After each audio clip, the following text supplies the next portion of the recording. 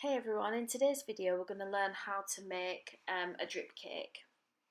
So I've got a 6-inch cake and I've covered this in some pink ganache. So I have got a tutorial on how to cover a cake with ganache. I've got a piping bag, I've got some pre-mixed white ganache at a ratio of 3 to 1. So there's 100 grams of chocolate in there and 33 grams of double cream. And then I've got some chocolate just to decorate it. So you want to try pick chocolates that are all different sizes. You want some smaller ones as well that will act as a bit of a filler. So I prefer to ganache my cake and then cover the board separately. So I've just got some white fondant and I'm just going to wrap it around. Now a lot of people don't cover their boards and leave them naked, but I just prefer the look to have a covered board, and I'm going to put a name on this one as well, so it just makes sense to have that there. So you just want to wrap the fondant around, smoothing it down and trimming off any excess, and for the little bit at the back we're going to fill that in anyway, same as before, just rolling out another piece of fondant, trimming off the edge and then cutting it to fit. And we're going to use a flexi smoother that will just blend in that line from that join so you won't be able to see it.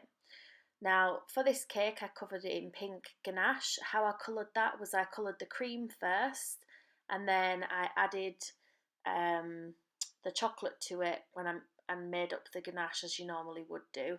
I will put a link at the end of the video to the making ganache video, just so that you can see the process that needs to be followed.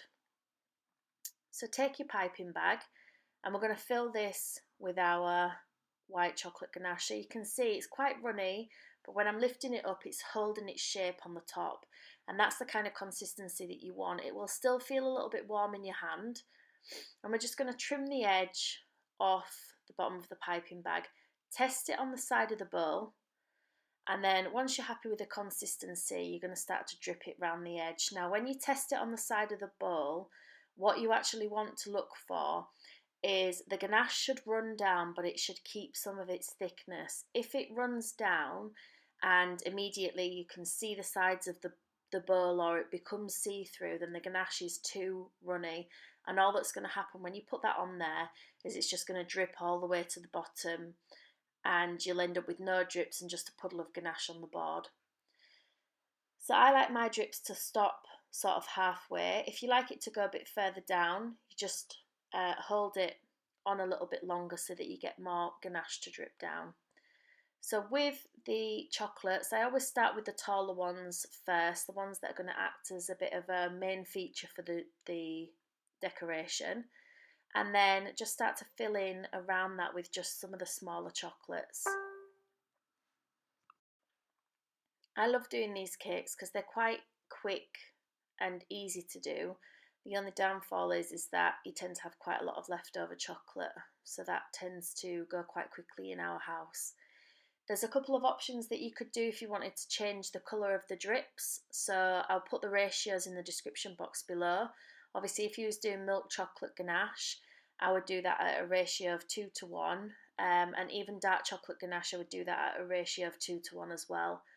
You could colour the drip, so again you would colour the cream first and then make it up as normal.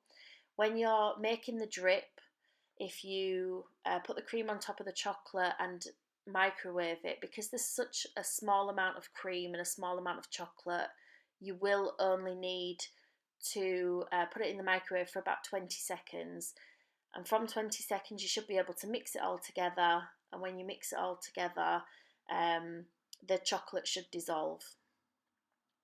If you need to pop it back into the microwave I would do so, but maybe only for about 10 seconds. You don't want it to heat so much that the chocolate ends up splitting away from the cream, because that's just the whole of the process of trying to get that back.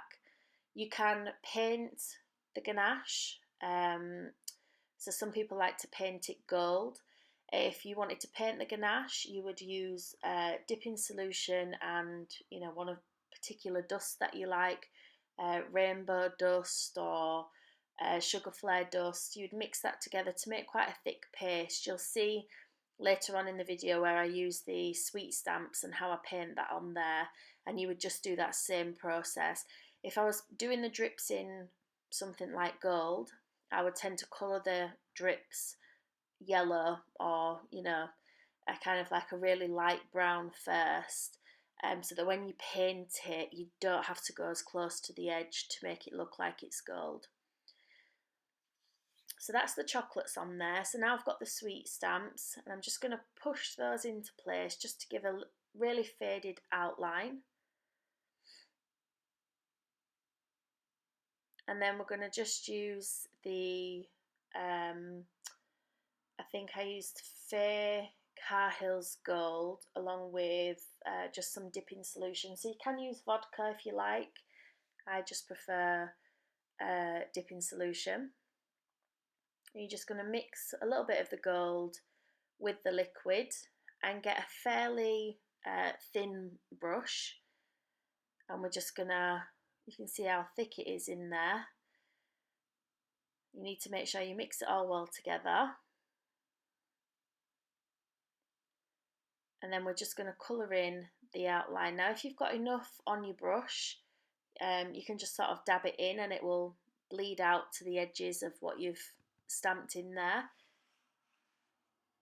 I know that there is a tool that you could sort of like pipette the liquid up and then let it go in the letters and it fills it, but to be honest I really enjoy just zoning out and painting some of the letters on there. If you do go outside the lines, you can just take a clean brush and dip it in the dipping solution and then just rub the mistake away and it will just come off.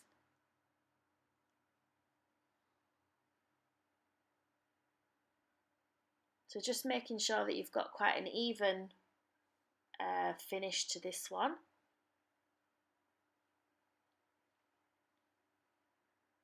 Sometimes it's best to let it dry a little bit and then come back and you can see from a distance the patches that you've actually missed.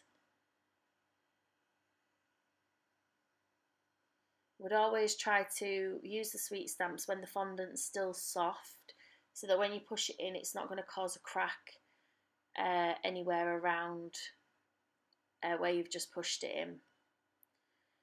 So once you've finished with that, I've chosen to add some sprinkles to the bottom of this cake. So I've just got a mixture of sprinkles that are sort of like strands and balls and flowers. And I'm just wetting the side of the cake a little bit and the bottom of the cake board just with a little bit of water. And then I'm just resting those sprinkles on. The water's just going to help hold it in place so that when it goes in the box, when it's travelling to wherever it's going, that all of those sprinkles are not just going to roll off the cake and end up in the cake box. It's just to keep them in place. I've decorated either side of the name just with some of the little flowers that you see in the sprinkle mix. I will put a link down below for the sprinkles that I used. So here's the finished cake. And then here's just some other examples of other drip cakes that you could do. A gold one, a chocolate drip and another white chocolate. I hope you've enjoyed today's video.